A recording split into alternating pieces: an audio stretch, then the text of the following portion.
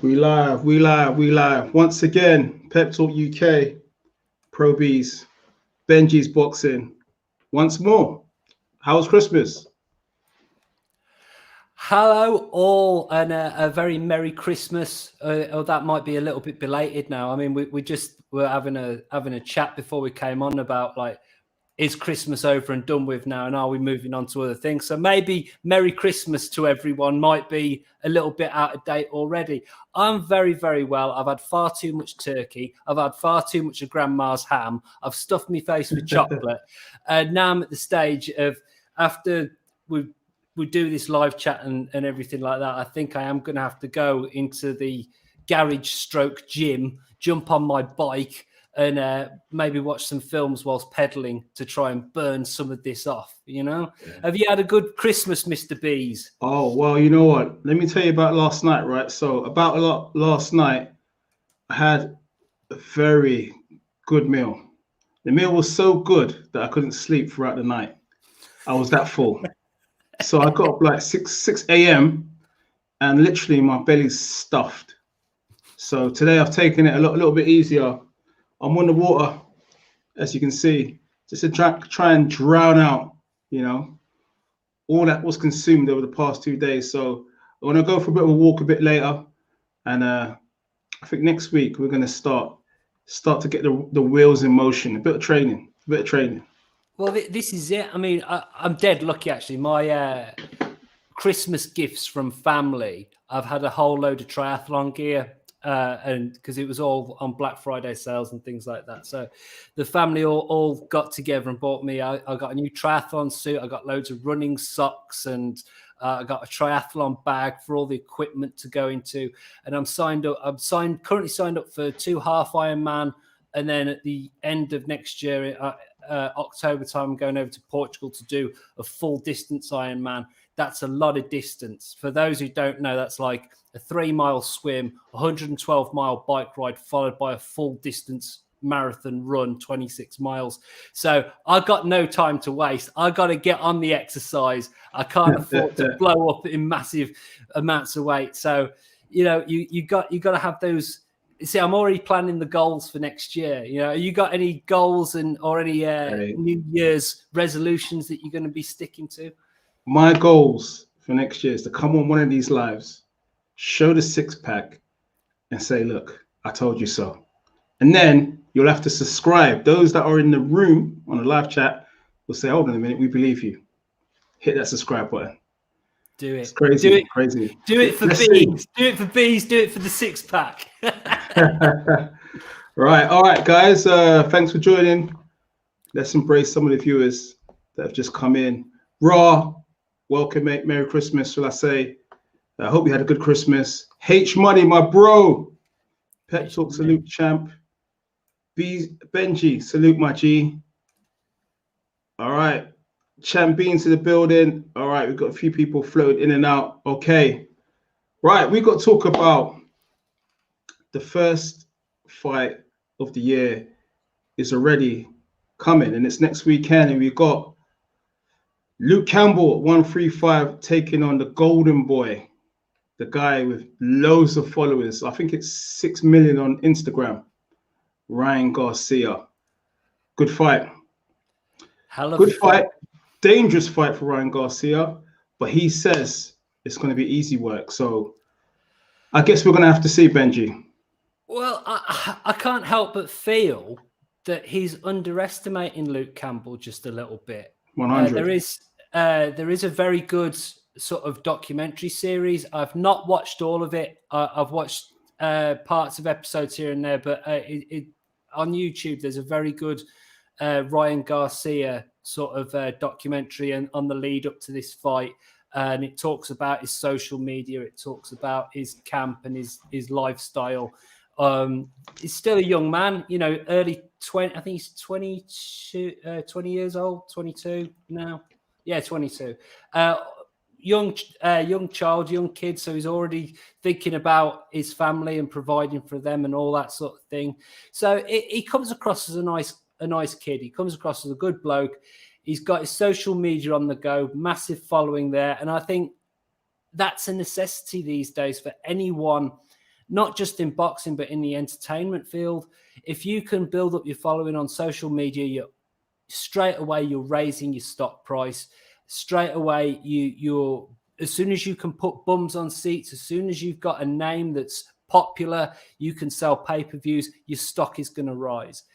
Now, that being said, it ain't going to necessarily win you the fight, because once you get in the ring, it's just you and the other guy. So you can have all the hype, you can have all the social media followers, everything like that. You've got to do the business. Now, when I'm currently scrolling up and down, looking through Ryan Garcia's record, 20 Resume, wins, yeah. 20 wins, 17 knockouts, no defeats. I can only see on here one time when he's gone 10 rounds that was a struggle, and that was Carlos Morales. It was a majority decision win, and I think it was round 7. He got caught with quite a big shot. It was around 6 or 7, wobbled, and got really tested. Now, Carlos Morales is not Luke Campbell. Carlos Morales was like number 75 in the rankings or something like that when he fought Ryan Garcia. That has been Ryan Garcia's toughest fight, and he came through a bit of a crisis there. He sort of had to prove his mettle a little bit. But proving yourself in a 10-rounder against Carlos Morales is not the same level as having to prove your mettle against Vasyl Lomachenko over 12 rounds. Whilst Campbell lost that fight, he wasn't necessarily overwhelmed in the way that Lomachenko opponents have been in the past. Obviously, Ivan Mendy also gave Campbell problems. I remember watching the first fight of that, and I mean, it was a split decision loss for Campbell, but I thought that Mendy, to be fair, I thought he was the clear winner. He put a lot of pressure on Campbell.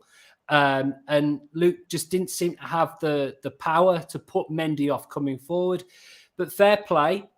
Come the rematch, Luke Campbell adjusted and was able to just completely outbox him. So Luke Campbell has shown us through his career that he can come back from a loss, he can adapt, and he can hang in there with the best of them, like Lomachenko. So maybe the Garcia team are thinking they're getting Campbell at the right time because he's coming off a loss, 33 years old now. Obviously, he's also lost to Linares, had that loss to Mendy. But you see, the thing is, if Garcia was more of like a Mendy type boxer who was very solid, pressure fighter, come forward type guy, then I think it would be a lot harder for Campbell. But despite Garcia having punch power, he's got plenty of knockouts on his record. How many of those against what you would class as top guys? Not really. Good left hook for Garcia, which is obviously the many see that as the antidote for the southpaw, Campbell being southpaw. But again, when's Garcia been in with a very, very good southpaw? So I'm rabbiting on, but this is a fantastic fight. I like Luke Campbell for this. I really do. I think they're underestimating him. He's a top level. He's Olympic gold medalist. 2012, yeah. There you go. He's been in with the likes of Lomachenko and caused problems. He's come back from losses, learned from his mistakes, and outboxed the likes of Mendy. I don't think 33 is over the hill for Luke Campbell. I don't think he's ever... I wouldn't say he's been beaten up in a fight. I don't think he's had a load of miles being put on the clock. And of course, you know, he's the Brit, so I'm a little bit biased. I've admitted to those biases in the past. But honestly, I fancy Luke Campbell for this. I really do. Wow, you heard that. You just said that you fancy Luke Campbell. What I would say about Garcia is what a lot of his fans are saying is he put away Fonseca. Yeah. I think it was in the first or second round. He put him away. And Tank took 9 rounds to deal with Fonseca and struggled a bit at some stages of that fight. So people are looking at Ryan Garcia and saying, well, this is what the guy's all about. You know, he's got that trusty left hook that put away someone that Tank struggled with. So it's, again, apart from that fight, he hasn't really fought anyone of note. I mean, you look at a lot of the guys that he's fought a lot of them have losses on all their records. So again, it's going to be a very tall order for him. I mean, Luke Campbell is a seasoned pro. You know, he's done it. Amateurs, probably the best amateur that we've had in this country. So I don't know why they underestimate him. I really don't. You know, maybe they think they get him at the right time. Well, that fight against Lomachenko, I saw that. I was there that night. And let me tell you this. Luke Campbell gave Lomachenko a difficult night. He did, right? The scorecards were wide that night. I think it was 170, 109 for one of their scorecards. And I just didn't see that. I thought the fight was a lot closer. But again, it's very subjective. It's very subjective to what you're looking for. And for me, Luke Campbell is going to be a tough fight for Ryan Garcia. Guys, we got to engage some of your questions as well. We'll try and mix and match it a bit as well. Smash that like button. Some of you guys are already putting your points forward. All right. So, Raw, the Zone want a blockbuster, all-Californian duel between Haney and Garcia. So, Luke gets shafted on the scorecards. Well, what we would say is Haney and Garcia fought each other, I think, 4 times in the amateurs, and it's 2 apiece. So they both know how to beat each other, and that would be a mega fight down the line, right? But it's going to be a tough night for Ryan Garcia. I don't think if Ryan Garcia gets an early win, then he's announced himself definitely at 135. That's a statement. That's a statement. Well, look, I'm bigging up Luke Campbell here, and if Garcia wins this fight, he's got full respect. And to be honest, I think maybe from the American side of things, I don't think they will see this as big a win as what it probably should be. I honestly think that beating Luke Campbell at this stage in his career is a massive win for Garcia. And that's the thing. I'm bigging up Luke Campbell because I think Luke Campbell is a class boxer. I think he hasn't had the hype train behind him that other people have, especially other Olympians. And for whatever reason that is. But honestly, if Ryan Garcia wins this, he needs all the plaudits. But unfortunately, I think a lot of American boxing fans are just going to be like, oh yeah, he beat this Brit called Luke Campbell, who happened to be an Olympic gold medalist, but Campbell had already been beaten by Lomachenko and Linares, and he struggled with this guy called Mendy, so it's not that great a win. Do you see what I'm saying? This is if Ryan Garcia beats Luke Campbell, honestly, hats off to him. That's a big win in my opinion. And the Linares fight, it could be argued that Luke Campbell nicked that fight because aside from the early knockdown, people were saying he won a lot of the middle rounds. So where did that win come for Linares at the time? That's what some people are saying. So again, he was a little bit unlucky on that night, and also his father passing away 2 weeks before the fight as well. So if he could fight in them conditions and almost beat Linares, who was one of the pound for pound at the time, you know. Well, this is it at the time. You could easily argue that was Linares' peak.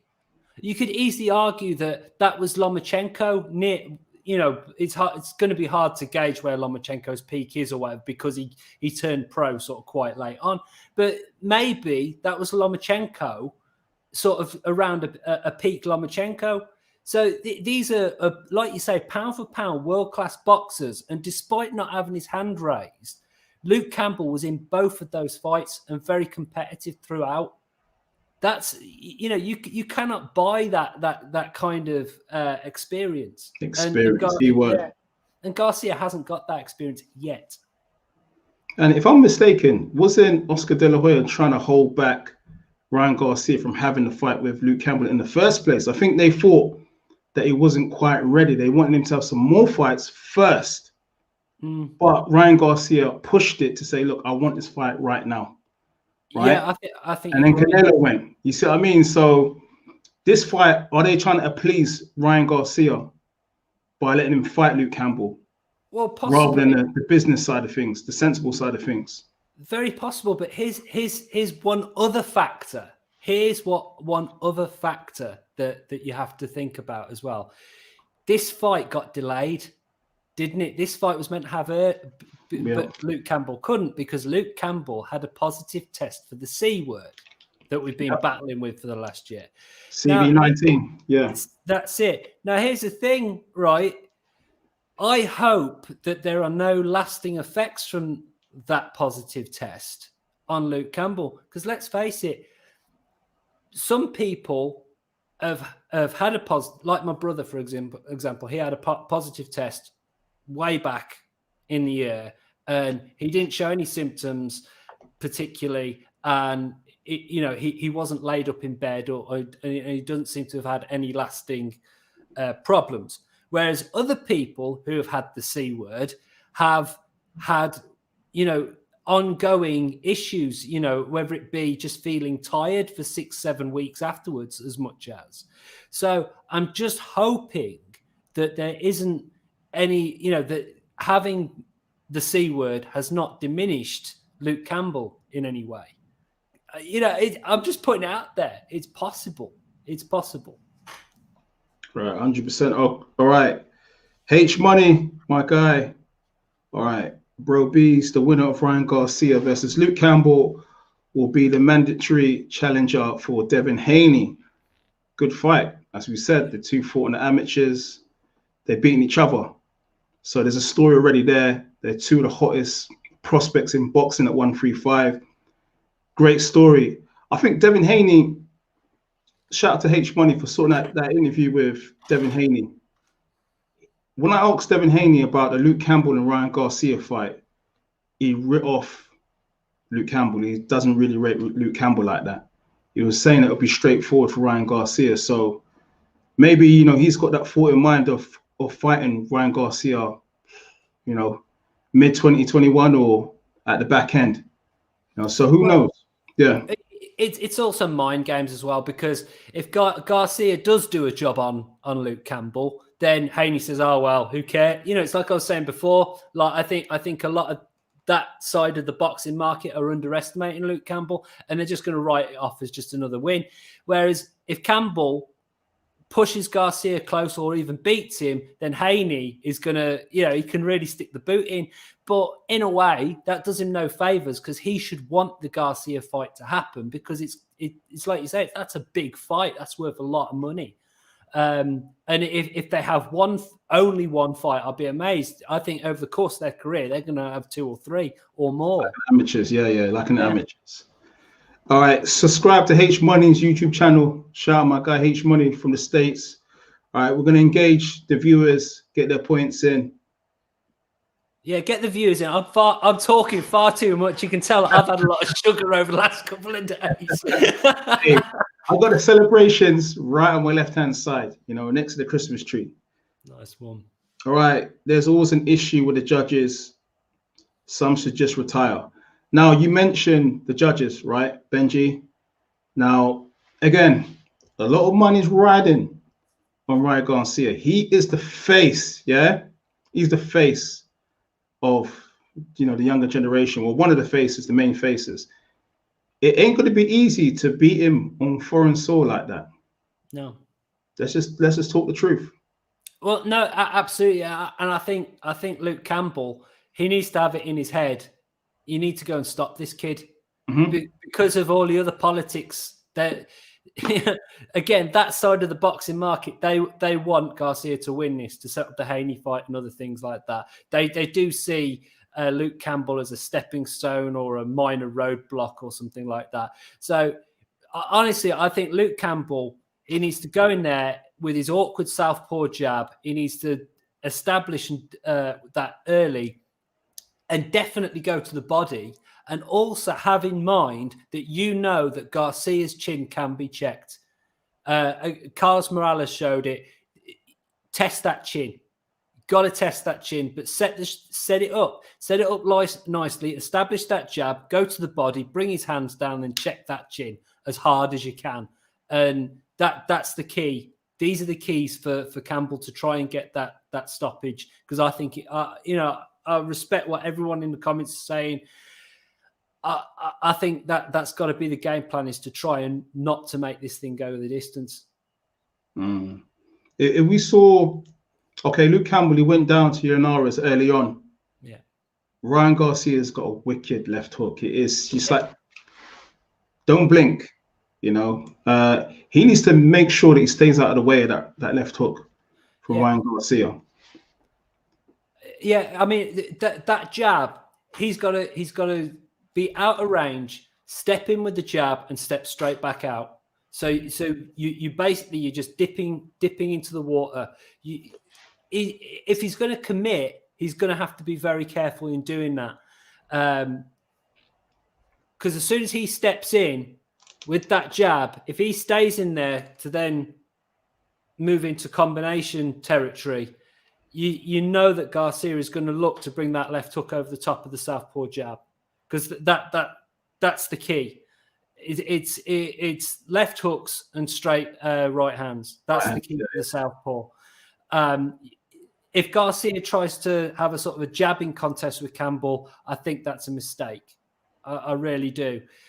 So I think this could be quite a cagey thing, but yeah, if Campbell gets caught with that left hook, things are going to get interesting very, very quickly.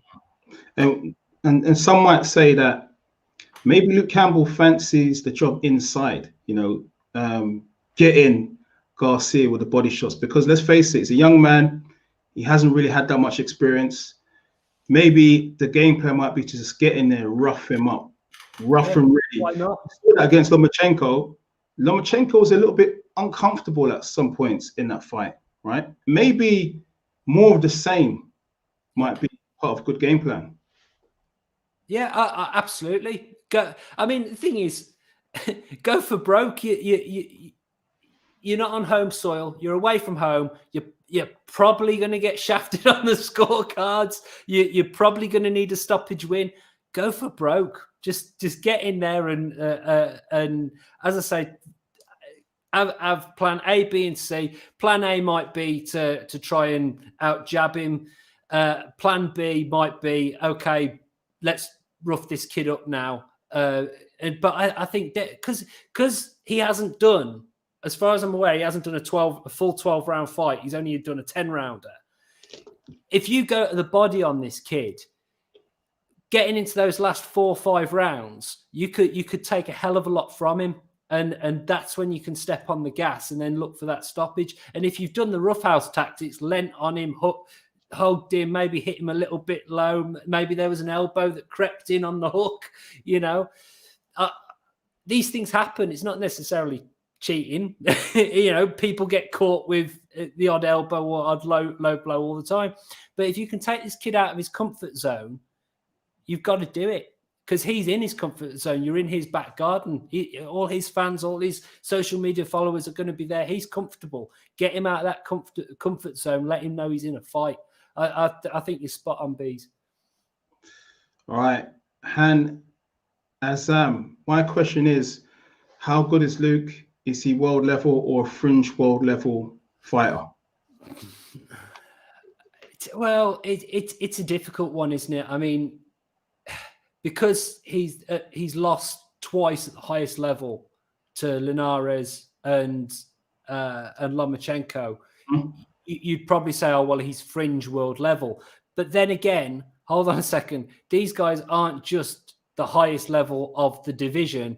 These guys were pound for pound guys. At the time. Exactly. Yep. So it's very, very difficult to place. And it's you know, it's the old coming to America barbershop. You can have these debates after the fact. It's only after a boxer retires or very late on the career, you look down the resume and then you can have these debates and arguments. But to be honest, I'd say that Luke Campbell is a world level fighter. Yeah, I would say the same thing. You know, you've lost to, you know, 2 of the pound for pounds at the time. And okay, Ivan Mendy, okay, some might say that was just a little blip. But in those 2 fights that he lost, he gave a good account of himself. He didn't go out there and get blasted out. He gave both fighters hell. And listen, at the O2 that night when he was fighting Lomachenko, I saw some of the body shots he was whipping in. let me tell you, mate, he was doing a bit of work on the inside. I'll tell you that much. It wasn't a pushover. All right. Guys, get your questions in. Smash that like button. Benji's boxing. Pro Beez in the building once more. All right. Libs D1.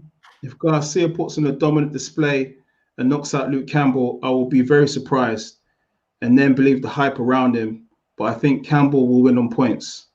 Well, okay. So Libs is back in Luke Campbell. I like this guy because I feel that he's kind of on the same page as me, is Libs. Although I wouldn't be confident about a Campbell win on points because of the fuckery, to be honest, more than anything. But yeah, if Garcia puts on a dominant display against Luke Campbell, I cannot not rate him. He's right up there, you know, and the prospect of fights with Haney or Javante or Lopez, you know, I know that this is your division these days, Beez. You love the lightweight. I love 135. I love the young guns of 135. It's fantastic, and for Garcia to make a statement like that against Luke Campbell, really, again, I don't think it would get the recognition that it would deserve over that side of the pond. But for me personally, I'd be saying, yeah, Garcia is 100% the real deal. But it's just where me and Libs disagree is that I'm not convinced that Campbell can get a points win. Okay, so he's away from home, and a lot of people out there would say that to get a victory on points away from home is almost impossible. Kell Brook, a few years back, took on Sean Porter out in the States when he won his first world title. Yeah. He done the business, so it is possible. Tyson Fury out in Germany. You remember all the stuff that was happening before? Yeah. Before the fight, he done it on home soil. He done it against Wilder as well. Sorry, away soil. Nothing's impossible. Well, nothing's impossible. Absolutely right. But what we have to think about is probable. What's probable? Nothing's impossible, but the level of probability is changing. And with Tyson Fury and Vladimir before that fight, I would have been saying I don't think Fury is going to win it on points. I don't think it's that probable. Not impossible, just not very probable. And the same with Kell Brook. In this instance, you're right. It's not impossible, but I don't think it's very probable. And I think if I was Luke Campbell or in his team going over there, I'd have the mindset of we need to get this done before that final bell because we could win it on points, but still, why leave it to that chance? Why leave it to those possibilities and probabilities? And we've seen already, in the fight against Linares, again, it went the course, and so did also the fight against Lomachenko. Both fights where he might have argued that the outcome might have been different, right? Yeah. Especially in the Linares fight. So that's two lessons to say, hold on a minute, fair time now, right? I need to make sure. And to be fair, I did see Luke Campbell say that, look, I'm looking to go to stop him. And he said, looking into the camera, and he ain't blink. He said, this is what I intend to do. So the game plan's out there. Luke Campbell's got to march forward, and he's going to make sure it doesn't go to the judges. And I think that's the right attitude. I think that's a great attitude to see from him. All right, guys, smash that like button. Get your points in. All right, there's a few to get through. All right. Obs. Campbell spoke about retirement earlier this year. He's done. Is it a cash out? Well, I appreciate what Obs is saying here, because there is that old sort of saying, that old philosophy that as soon as a boxer starts talking about retirement, they've already got a foot out the door, and how much have they got left? I mean, we saw a few weeks ago Sam Eggington and Oh, the names just dropped out. Help me out, Beez. It was Sam Eggington boxing the other day. Thea Payne. Yeah, T-Bone. Well, I mean, he went into that fight saying, you know, win, lose or draw, this is probably my last one, and you know, it'd be nice to go out with a win over Eggington and all this sort of thing. And obviously, when it came to fight time, it was pretty obvious that T-Payne he wasn't there necessarily. He was effectively retired. I don't think. I'd be highly disappointed if Luke Campbell gave that kind of display where he sort of turns up and it's Luke Campbell, you know, it's his physical form in the ring, but he's just not there. He's not, you know, he's sort of going through the motions. I'd be very disappointed with that, and I don't think it's going to happen. And again, it's context. There's talking about retirement, and it's the context in which you say that. I mean, is Luke Campbell saying, "Oh, I've got 1 or 2 fights left"? I mean, how many times have we heard Tyson Fury say that? You know, Tyson Fury's talks about retirement all the time. You know, he effectively did retire for a couple of years after Vladimir, but it's still pretty effective from where I'm sat. You know, and there's still plenty. You know, that never gets brought up. Sorry, I'm going down a dark path here. I'm going to actually mention Tyson Fury and Anthony Joshua. But when we're talking about Fury versus Joshua, there's no one on either side of the fence or anyone on the fence. Let's bring you into this. There's no one saying, oh, Tyson Fury's spoken about retirement, which he has done on many occasions. No one uses that as an argument as to why Tyson Fury might not win that fight. So, and I think context is a big thing. Now, Campbell may have spoken about retirement, but I'm not sure what the context of that is. So, yeah, I appreciate what Obbs is saying, but I'm hoping that it's something that Campbell's just sort of saying, look, I'm 33 now. Boxers, especially in the lighter weights, they don't generally go past much past 35. It's kind of a bit rare. So it's not surprising that he acknowledges that he's at the back end of his career. But that doesn't necessarily mean he's not focused and he's not going to be effective.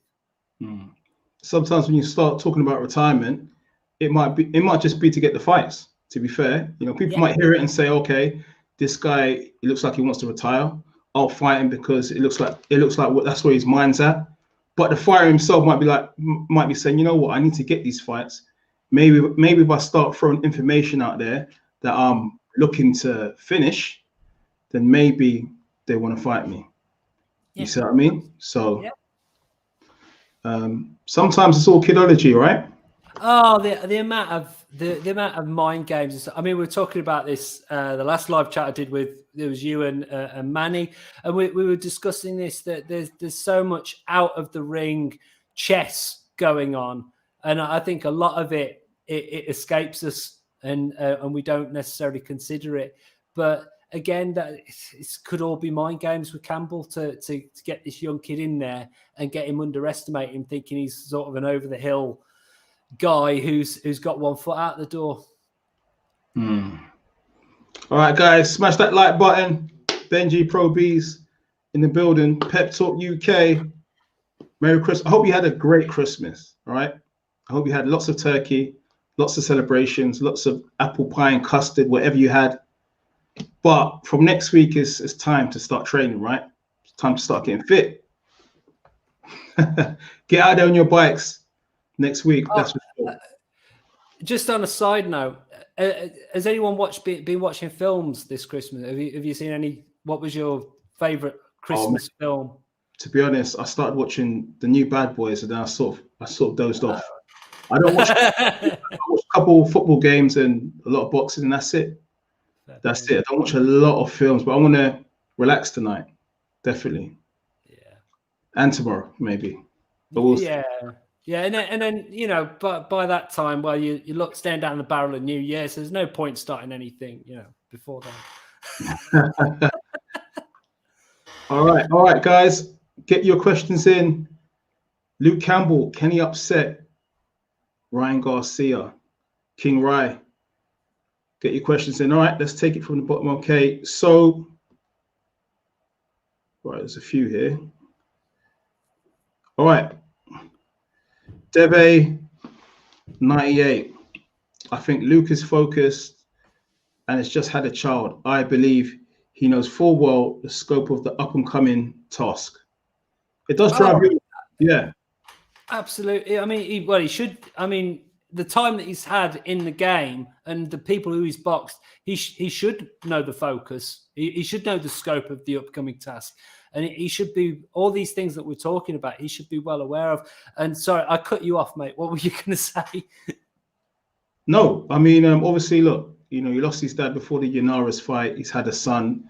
Now, what anybody says, that would give you a sense of focus. I want to do it for my dad. I lost my late dad, whatever. And I've got a child as well. So I have a goal in front of me and I want to achieve that goal. But Ryan Garcia is in the way. It's just a mandatory for Haney. So again, getting his hands on the world title is probably still a long way away. Even if he wins, there's still a long time. But yeah, he's definitely focused. You can see that look in his eyes. When he gave that interview, I was like, okay, he's game. Well, and as we said before, his two biggest fights, Linares and Lomachenko, he lost those, right? He is not going to want to finish out his career without a big win on there, a big defining win, where he says, look, I beat, either someone who was at the top of the game or someone who was touted to be on their way up. I think that maybe Campbell feels in his head there's still stuff that he needs to do in his career before he retires. And this is kind of the last go at it. So I fully expect him to go 100% on this. Really do. He should be focused and scope. And you know what? It's 8 Mile, one shot, one opportunity.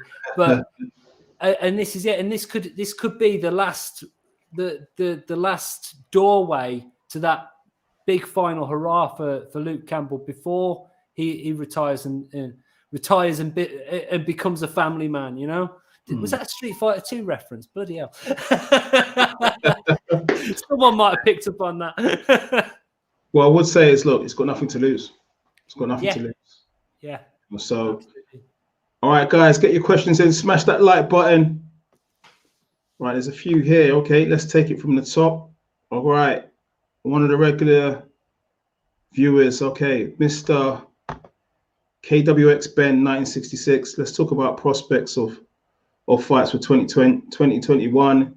There is more chance of a lockdown 5 than Campbell winning. Okay. Well, look, this is boxing, man. Everyone's got a chance. And look, to be honest, sometimes you've got to look at the piece of paper, right? As much as Ryan Garcia is a great talent, he's still getting his experience. He still hasn't fought for world titles like Luke Campbell. On 2 occasions, he hasn't won.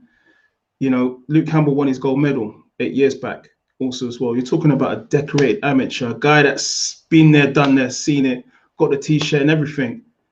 He's got a chance, mate. Come on.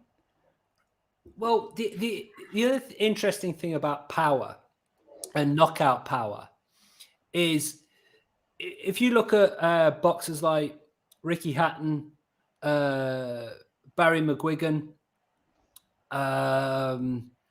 the point is that these guys were absolutely ripping through people, in 4 or 5 rounds. And then when they got up to a higher level, those massive body punches, because both of them were very good body punchers, obviously, they both said that once they reached that higher level, the body shots weren't quite as hurtful and as effective as they had been at these higher level fighters. It was harder to get that shot in. It needed more setting up and you had to be a lot more crafty. And when it actually did land, it wasn't taking as much out of the opponent as it had at the lower sort of levels. And I think this is the thing that I want to see from Garcia. He's been starching people and wiping people out with this left hook. And he's a good body puncher as well, and he's got very sharp hands. But is that going to transfer when he gets up into this higher level of opponent? It's the question that I had with for Gervonta Davis, and obviously Gervonta Davis answered that emphatically with that uppercut against Leo Santa Cruz, who was, Leo Santa Cruz got a good chin, tough guy, definitely one of the better fighters in the division. So the fact that Tank was able to do that to him says to me, well, his powers is legit. It's carried right the way up there. So I'm interested to see how powerful Garcia is. Now he's getting up there with the more experienced and better fighters that aren't getting knocked out, that don't, they don't get put down all the time. And when they do get put down, they get back up. So that's the acid test for me, is how hurtful is Garcia when he's boxing this better caliber of opposition. 100. All right, guys. All right, we're gonna whiz through the questions. Sarah Brotherhood. We need to see people stop ducking each other. Get the big fights going in every division. 1 week off. Too much food coma. Still doing TRX. TRX. Now, hopefully, he can readjust. Do you know what? We need to see the big fights. And okay, so we've got Spence and we've got Crawford. That one's taken another twist. Like, it ain't really gonna happen. If Spence doesn't get 70-30, ain't happening. He's just put it out there like that. It's not happening. Crawford saying, look, I ain't doing no 70-30. It's done. So there's a problem there. Joshua and Fury, they want to fight each other. So to them, it's just obviously the business in between that needs to be sorted, but they want to fight each other. So props to those guys. But I think eventually the pandemic's going to force these big fights anyway, because we don't know what it keeps, things keep changing every single day. Yeah. We had fans for one Matchroom event just a couple of weeks ago. Then after, no fans straight away, 2 days after. So my advice would be, let's get the big fights rolling. You don't know what the future holds. Let's do it. Sign. Pen. Where's my pen, man? Let me get the pen. Let's get these big fights popping. There's the pen. You see that, Benji? There's the pen. I got it ready. I got it. This is Jake Paul, Logan Paul, either one of you. I don't need 50 million. A few grand will do it, to be honest. But but there's the pen. I'll box either of you. Not a problem. I don't need 50 million. Before we go back to the whole Luke Campbell thing with Ryan Garcia, you talk about finding a fight, right? Is it Jake Paul wants Conor McGregor and he's going about it in a mad, disrespectful way? Yeah. Surely Conor McGregor's got a sign, get in there and kind of put the record straight, because it's been outright disrespectful. I ain't going to lie to you. Well, I what surprises me is, and hopefully someone can set me straight here or point me in the right direction. I haven't heard anything from Conor McGregor. I haven't heard. Has he done any kind of reply at all? I haven't seen anything. I think he's at a level where it's like, okay, well, if I talk about it and I don't really want to do it, it's like I'm giving clout to somebody else that I don't really want to give them shine. So he's at that stage now where he's picking his replies, strategically.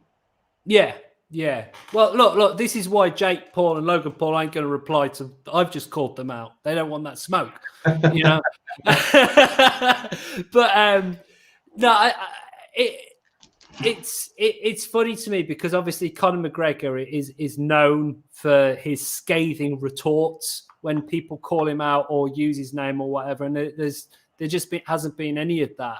So it is a little bit surprising, but I think you make a very good point that if he's not interested in doing that, then why even bother? Because I think as soon as he does a reply or retort, the pressure is then, as soon as you start talking about it, it's expected that it's going to happen.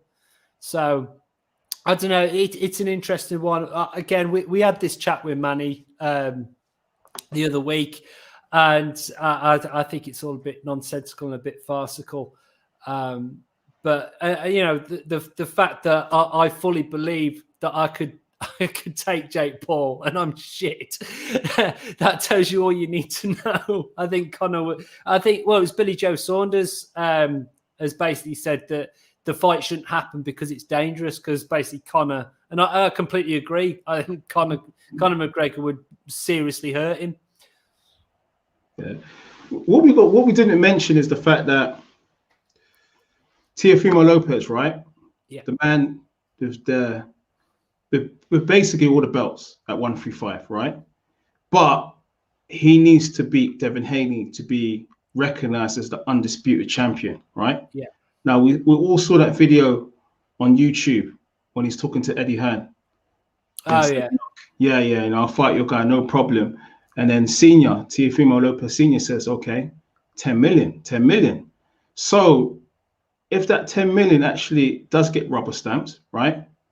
After this fight, Luke Campbell, if he's victorious against Ryan Garcia, it's going to have to wait because, that fight might take priority. So then that gets pushed down the line. He's another world title shot and then he becomes older. You see what I mean? Yeah. No, absolutely. Then there might be a rematch. Then there's COVID. Yeah. I think there's going to be a lot of wrangling going on. But I mean, ultimately, we want to see these 4 boxers. Yeah, it's like it's a golden era again. Remember when it was Duran, Hagler, Hearns, Leonard? We had 4 boxers, and you wanted to see all the permutations of them boxing each other. We had obviously a stage in this country with Ben, Eubank, Watson, and Collins, where those 4, we all wanted to see the different permutations of them box, and I think we're at that beautiful sweet spot in the lightweight division now, where we've got 4 very good boxers, and you just want to see them each fight each other a number of times. But the wranglings that's going to go on to make those fights happen, because everyone's got to have their piece of the pie. Everyone's got to feel like they're getting what they're worth. No one wants to be sacrificing anything in negotiations because they all believe that they are the man. Some people have belts, some people don't, and that gets factored into it. Some people have strong social media and backing, for audience backing, so that then gets played into part because they're going to say, well, look, because of my name, because of my fame, I'm going to be selling X amount more tickets and pay, or in this COVID era, I'm going to be selling more pay-per-views, so I deserve a bigger piece of the pie. It's just going to be wrangling after wrangling, and the only way it gets made is around that negotiating table and finding out who will box who for an agreeable sum, and that's what it comes down to. But it sure as hell, it's a headache. It's going to be a headache for promoters, managers, and the boxers will be just there, be going, get me my money. In your opinion, who is the number 1 guy for you at 135? In your opinion? In my opinion, Lopez. To be totally honest, I'd go for Lopez. But again, Tank. I've questioned and not been a believer of Tank for a long time, but after that Leo Santa Cruz win, I've definitely, begrudgingly, against my best intentions, I'm definitely a Tank believer now. So I mean, for me, Garcia and Haney is a great fight, but Lopez versus Tank is kind of the one that really gets my blood pressure up. That's what I really want to see. Is it because both of them got the knockout power? Yeah. Yeah. Well, both of them have got the knockout power, but both of them, they can box. They've got speed. I think Tank's footwork is actually quite underrated. I think he's got decent feet as well. But yeah, just the explosiveness of it, I think it'd be a great fight. 100%. All right, guys, get your questions in. Smash that like button. Benji, Pro Beez, Pep Talk UK. All right, Daniel, I can't really pronounce your surname. Olach. Daniel Olach. Okay. What we need is a rematch between Loma and Teofimo if Teofimo feels he is the best, let him rematch Loma and beat him once more again. All right, so okay, this permutation, right?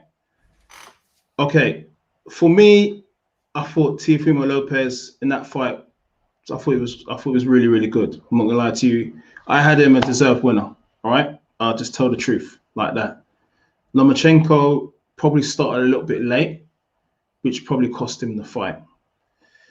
Considering he had all the belts, right, and he was the man that everybody wanted to beat, does he deserve a rematch? And also, after the fight, we learned that he had shoulder surgery right after the fight. Does he deserve a rematch? Should Lopez give Loma a rematch? In a perfect world, in an ideal world, yes. I mean, look, I've just spent God knows how long rabbit on about the 4 boxers: Haney, Davis, Lopez, and Garcia. I shouldn't be leaving Lomachenko out of that equation, really. And It's in it. We're stuck with that's me on the wrist for that. Because let's face it, Lomachenko ain't a spent force. He shouldn't be considered that. He's not. It's not like he's had like a devastating knockout or got beaten up or anything like that. Okay, there are moments when you could probably say he took more punches than you'd expect him to. Now, I have to say I am disappointed in the way that Lomachenko has taken this loss. He hasn't taken this loss in a very good way. He's sort of veered into the realms of Deontay Wilder when it comes to taking the loss. And I actually think that's quite important. It's a sign of a champion. I have to say, I'm probably going to get some heat for this, but Anthony Joshua, when he took a devastating loss, he took the loss. He took it with he had some dignity, and we've seen this with many boxers. They've taken a loss and they've come back from it. They didn't come out with ridiculous excuses. They didn't slag off the opponent or trainer or circumstances or whatever. They just took the loss. And I think I would have preferred to see Lomachenko do that. Now, as for rematches and things, yeah, I think Lomachenko does deserve one. But the problem is, how good was the fight really? For us boxing fans, it was engaging, but for the wider general public, it wasn't an explosive war or brawl or anything like that. And I think a lot of people I include myself in this camp. If it's between a rematch between Lopez and Lomachenko or a fight between Lopez and Tank, I'd probably prefer to see Lopez and Tank, because I think it's like we just said, it's a more explosive fight. And again, Lomachenko, what's going to go against him here is Lopez is going to look at the landscape and he's going to say, okay, well, I can give Lomachenko this rematch and it might be a bit of a dull fight. And what's it going to draw in? Whereas if I fight, say, Garcia with his social media crowd and all that, that could be a bigger fight. And also the Tank fight could be a bigger fight. Also the Haney one. I mean, people can feel free down in the comments. What fight do you think is going to make more revenue? Lopez versus Lomachenko or Lopez versus one of the other 3? Because I think Lopez versus one of the other 3 is probably going to generate more money than a rematch with Lomachenko. And that's going to be Lomachenko's stumbling block. Yeah, and that's what Bob Arum sort of alluded to, that, looking at Ryan Garcia's social media followers and stuff like that, and the other guys coming through, there could be more earnings than that. And he's saying that he's lost a lot of money on like Crawford. So that money has to come back somehow. Maybe it's through the 135 division. Well, I mean, this is something that I always find interesting. I mean, you said about 10 million was that to do with Crawford and Spence? Lopez and Haney. Lopez and Haney. Yeah. Well, see, boxers can say to managers and promoters, I want 10 million for that fight. I want 15 million for that fight. But where does that money come from? Where does this 10 million? It doesn't just magically drop out the sky. That money's got to come out of someone's pocket. And obviously, right, well, it's a case of, okay, well, the 10 million, it comes from pay-per-view, comes from gate, comes from sponsorship, comes from coverage and rights and all these sort of things. But in the COVID environment, in this country anyway, there's no gate. There's nobody in the building. So it's got to come from pay-per-view buys and TV rights and things like that. Because if, let's say a boxer's asked for 10 million for the fight and no one turns on the TV, no one pays the pay-per-view or anything like that, someone is going to have to pay those boxers. It's going to come out of someone's pocket and they're going to be, they're going to do their arse on it. I mean, remember when Joseph Parker boxed Hughie Fury and it was on YouTube? I mean, Nick Hennessy must have done his absolute arse on that because he won it was a purse bid fight, I'm fairly sure. You correct me if I'm wrong. Yeah, it was. So it was a purse bid fight. So he was contracted to pay those boxers the sum of money that he had in the purse bid. He had to come up with that money. Now, if no one watched it on YouTube, if no one paid that pay-per-view, it comes out of Hennessy's pocket, whether the money's there or not. And this is how people go bankrupt. And it's a big risk. Managers and promoters and all that who are stumping up this cash, it's a big risk because if the pay-per-view sales or the sponsorship doesn't materialize, or if there's no gate due to coronavirus or any of these things, they're still left holding the baby. They're still left with it. And again, this is why boxers, in the past have not been paid, because it comes to promotion and say, hold on, you owe me 10 million. And the promoter says, well, not many people bought it. Not many people bought a ticket and no one wanted to sponsor it. So the money's not there. We're done. But hold on, I've just gone in the ring and risked my life. And you said you're going to pay it. Well, the money's not there. Where, we can't we can't pull it out of thin air. And so this goes back to a comment that came in about fighters ducking each other and all this sort of thing. This is how you price yourself out. If you put out a sum of money that is highly unlikely that a promoter is going to want to take the risk, because they all do it. They're going to look at, right, this fight's going to cost me X amount. How many tickets, how many pay-per-views are we realistically going to sell? And is that going to cover that? If it's not, then the fight's not going to happen because no promoter, manager, or whatever is going to take it. So that's how pricing out happens. So again, there's so many wranglings and so much of a chess match going on outside the ring. To get two boxers, especially high-level boxers where world titles are involved and all this thing, just to get the damn guys in the ring is a task and a fight in itself. I wouldn't want that job. There's a lot of mouths to feed, man. That's a lot of them. All right, guys, last few questions before we out. Okay. Smash that like button. All right. Ryan versus Luke Campbell. The safest bet is Luke Campbell. Luke Campbell's experience will play the key and he will break the boy down piece by piece, then stop him. Piece by bit. Piece by piece. All right. There's question marks in this fight, isn't it? Do you know what's good about some of these fights that we've been seeing over the past couple of months? There's question marks every single time. Like Ryan Garcia, great talent, but there's question marks. Hasn't really fought high level opposition. Luke Campbell's been in there and he's had that experience, so he can potentially beat Ryan Garcia.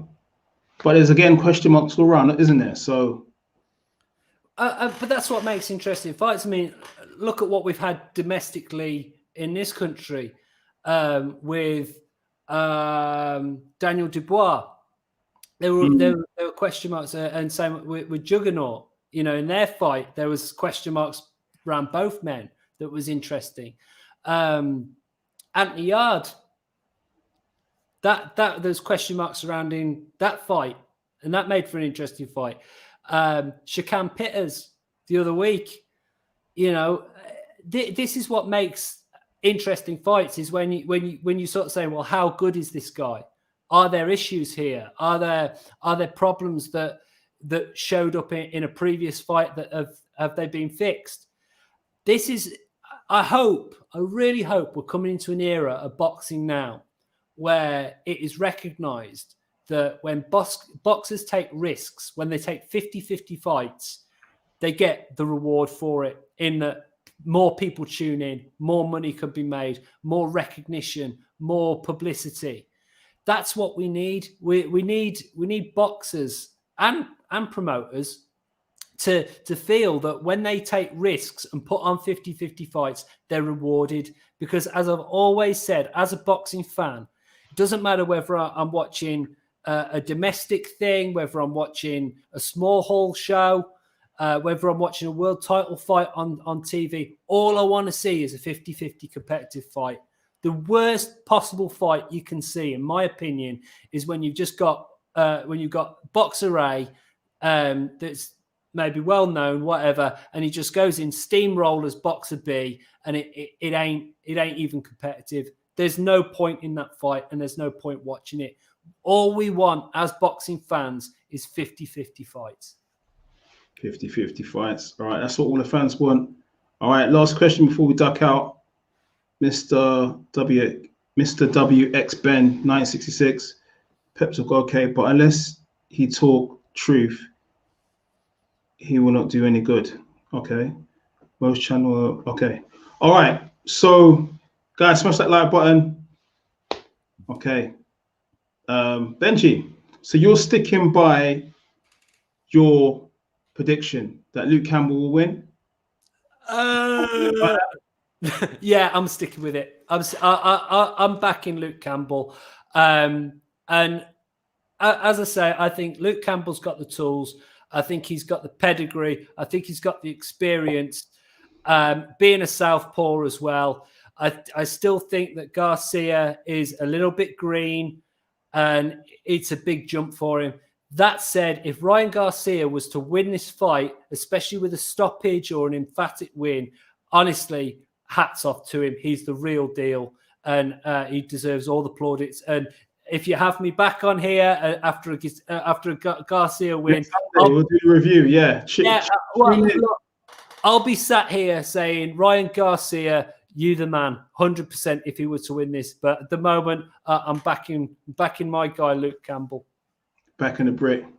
All right, guys. Guys, thanks for joining. Thanks for your time. Smash that like button. We'll do this again real soon. Look out for the United Nations boxing show tomorrow. Bo from Free Kings Boxing. Benji Boxing. Pro Beez. We out, sure. Thank you.